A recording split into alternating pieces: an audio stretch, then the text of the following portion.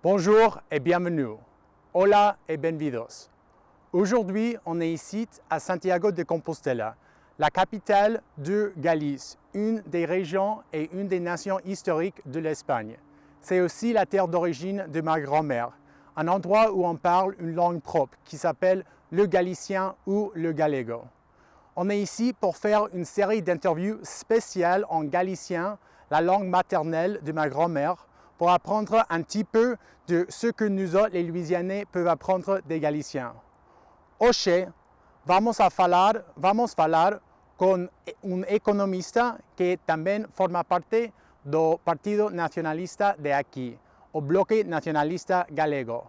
Falamos do futuro deste país, de Galicia, das posibilidades electorais do partido do Bloque Nacionalista Galego nestas eleccións gerais e tamén da importancia de ter un grupo político forte, galeguista e nacionalista no Congreso en Madrid. Hoxe, no louisianista, Rubén Tela.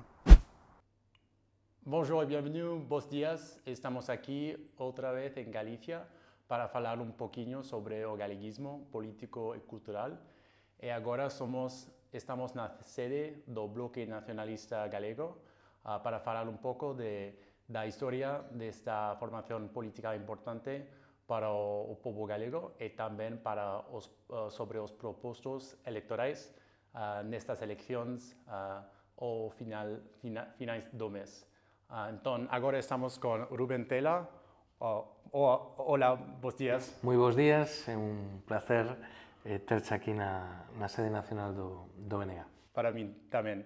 Entón, para comezar, podes presentarte un poquinho? Sí, bueno, o meu nome é Rubén Cela, son militante do Bloque Nacionalista Galego desde hai casi 30 anos, desde que tiña 15 anos, e actualmente son membro da Executiva Nacional do BNG e do seu Consello Nacional, que son os máximos organismos de dirección da nosa organización política, e tamén son o presidente da Fundación Galiza Sempre, que é o centro de pensamento, de ideas, un pouco think tank do nacionalismo galego. De formación son economista e actualmente traballo no mundo da consultoría privada. Está ben. E ti, onde naciches? Nacín en Lugo. Lugo é unha das 7 cidades que ten Galiza. É unha cidade con unha historia milenaria, porque realmente naceu hai máis de 2000 anos como un asentamento romano. De feito, ten a única muralla romana transitable peatonalmente por encima da muralla completa do mundo, non? Máis de 2 kilómetros de muralla que realmente paga moito a pena ver.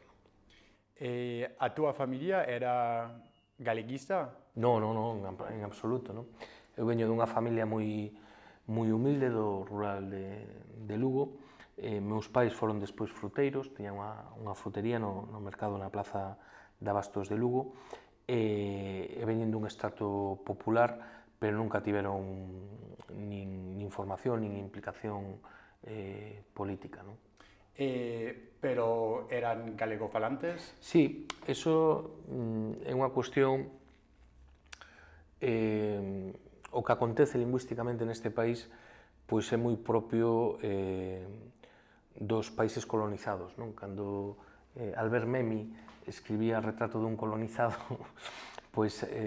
falaba de Arxelia, pero eu sentíame moi identificado co que se comentaba aí. Meus pais eran monolingües en galego, nunca falaron español, pero a pesar... Vale. Repito... Sí, claro. Non, dicía que meus pais, que só falaban galego, nunca falaron en español, empeñáronse moito en educar os seus 3 fillos en español. Porque eles entendían que a lingua de progreso social, a lingua de ascenso social, era o español. Asociaban o galego a atraso económico, a incultura, e en cambio eles vían que o galego era a lingua que se falaba no rural galego, pero que os médicos, que os abogados, que os banqueiros, que os altos funcionarios falaban español, non? Por lo tanto, eles o que aspiraban era a darlle unha boa educación aos seus fillos e que progresaran socialmente, non? E, por lo tanto, entendían que para ese progreso social pois, era importante que os seus fillos falaran español, non? Miña nai, eu non son monolingüe de nacemento, por dicirlo de algún xeito, non?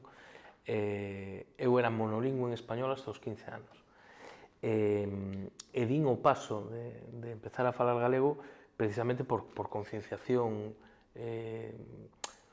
política e tamén sentimental, non? A min impactóme moito unha vez a miña avoa, que nunca falou español, falaba con todos os netos en galego, menos comigo cos meus irmãos, que intentaba falar en español porque falaba moi mal, non? E eu dicía, por que a miña avoa ten que estar intentando facer un esforzo comigo cando toda a familia fala en galego? O sea, que pasa aquí? Que cousa máis rara, non? E todo eso me foi levando pues, a tomar conciencia, non? Da importancia de manter con normalidade a lingua propia do país, non? Pero para que vesas como son as cousas, miña nai levou un tremendo disgusto cando empecé a falar galego e meu pai, eu tive unha discusión absolutamente psicodélica propia dun país esquizofrénico, non? Quer dizer, meu pai defendíame unha vez con vehemencia que non se debía ensinar galego na escola. Pero defendíame un galego, claro, porque non fala en español, non? Entonces, eso é o complexo do colonizado, non? Dunha lingua minorizada donde se entende que a lingua de progreso é a lingua colonizadora, por decirlo así. Eso non acontece no País Vasco e en Cataluña. En Cataluña pasa ao contrario. Por exemplo, eu teño moita familia emigrada en Cataluña que do que se preocuparon foi de que rapidamente os seus fillos aprenderan catalán. Por que? Porque quen falaba español en Cataluña pois eran precisamente os obreiros, os camareiros, os barrendeiros, pero a alta burguesía, os estamentos sociais máis cualificados e demais falaban en catalán, non? Por tanto, eles sabían que a lingua de progreso social en Cataluña era o catalán e que era importante que os fillos dos inmigrantes se adaptaran rápido a ese novo contexto e aprenderan catalán como un mecanismo de progreso social, non? Por tanto, ves dúas realidades lingüísticas dentro do Estado español que son claramente antagónicas, non? Claro. Entón, para fora da cuestión da lingua, onde atopaches este sentimento galeguista e nacionalista galego? Bueno, pois a base de ver cousas que non me cuadraban e a base de ler e interesarme, non? Eu tiña instintivamente percibía que o tratamento que tiña Galiza dentro do Estado español non era o correcto, non? Eu percibía que o trato era moi discriminatorio con Galiza a moitos efectos, non? A partir de aí, bueno, pues vas lendo, vas informándote, vas aprendendo máis, non? E o que é certo, pois que históricamente, pois Galiza pasou de ser un reino independente na Idade Media, máis un dos primeiros reinos independentes de Europa e un reino, ademais, especialmente potente en termos económicos e en termos culturais. Date conta que estamos falando de Alfonso X Sabio, das cantigas de Santa Mariña, de un reino demográficamente moi potente, que non se podría entender a Catedral de Santiago, todo o esplendor que había en Galiza, se non fora porque era un reino realmente que viña desde os suevos con moita potencia, non? Unha vez que se perde ese reino e dentro do marco que se marca, non?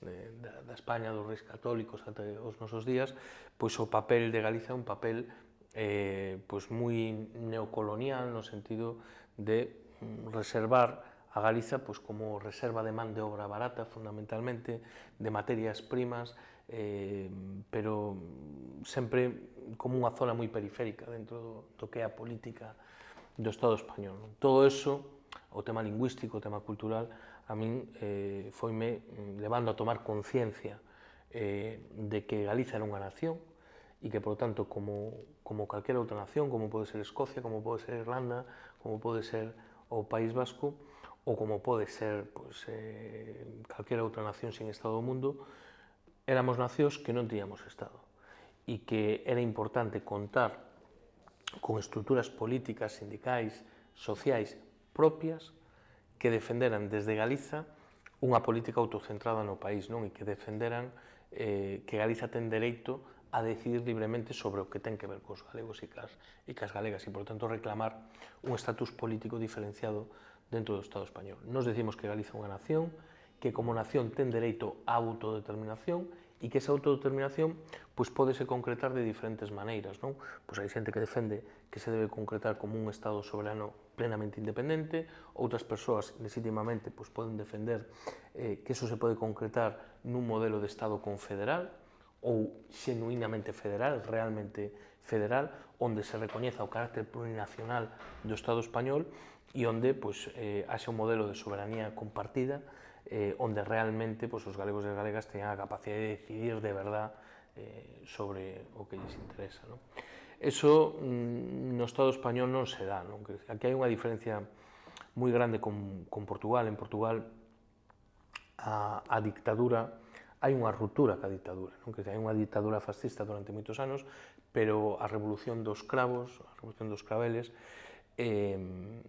o que permitiu foi unha ruptura con esa dictadura e, ademais, unha ruptura co pasado colonialista de Portugal. Na Revolución dos Cravos tivo moita importancia o proceso de descolonización de Portugal, de Angola, de Mozambique, de Timor, de Guinea-Bissau, de todas as colonias de Portugal. E crean unha constitución moi avanzada ao seu tempo. En España non pasa iso. Franco morre tranquilo na cama e sin ningún problema, e morre nombrando sucesor e volvendo a instaurar unha monarquía medieval no Estado español. E se pacta unha transición que é absolutamente fraudulenta. Hai un pacto entre o que é a esquerda española e a dereita española para crear unha amnesia colectiva respecto do que supuso o franquismo e os crimes do franquismo e crear un novo estatus donde a nivel territorial crean o que se chama un café para todos, que é un estado das autonomías que fundamentalmente o que é unha descentralización de tipo administrativo, non tanto de tipo político. É certo que para o caso de Galiza, de Euskadi e de Cataluña a propia Constitución española recoñece que non son unhas comunidades autónomas máis, que son nacionalidades históricas, pero despois esa nacionalidade histórica políticamente non se concreta en nada. A Constitución española recoñece que hai dous tipos de comunidades autónomas, por dicirlo así, as normais e as nacionalidades históricas, pero despois eso non se concreta, salvo parcialmente no caso do País Vasco, en un maior nivel de autogoberno real. Entendo. Bueno, falando do País Vasco, de Euskadi e de Cataluña, entendo que o Bloque ven como socios Esquerra e Bildu dunha maneira ou outra, pero se entendo ben o que vas dicendo, tedes unha visión un pouco diferente, porque, bueno, Bildu e Esquerra creen máis na vía independentista pura, pero quizáis vos sodes aberto a... Sí, o Bloque Nacionalista Galego, a ver, hai unha diferencia importante, non? Para empezar, o Bloque Nacionalista Galego non é un partido político. O Bloque Nacionalista Galego é un frente político. E iso quere dicir que dentro do Bloque Nacionalista Galego existen diferentes partidos políticos e existe moita xente que non pertence a ningún dos partidos políticos do Bloque e simplemente que é militante do Bloque. Por que quero dicir iso? Porque o Bloque Nacionalista Galego é moi plural. No plano ideolóxico, sempre no ámbito da esquerda, pero a esquerda é moi amplia. Entonces, dentro do Bloque Nacionalista Galego coexistimos persoas de ámbitos ideolóxicos diferentes e tamén persoas que no ámbito da concreción do dereito de autodeterminación non necesariamente temos por que defender o mesmo. O que sí que defendemos todos son dúas cousas. Unha, que Galiza é unha nación, e dúas, que ten dereito a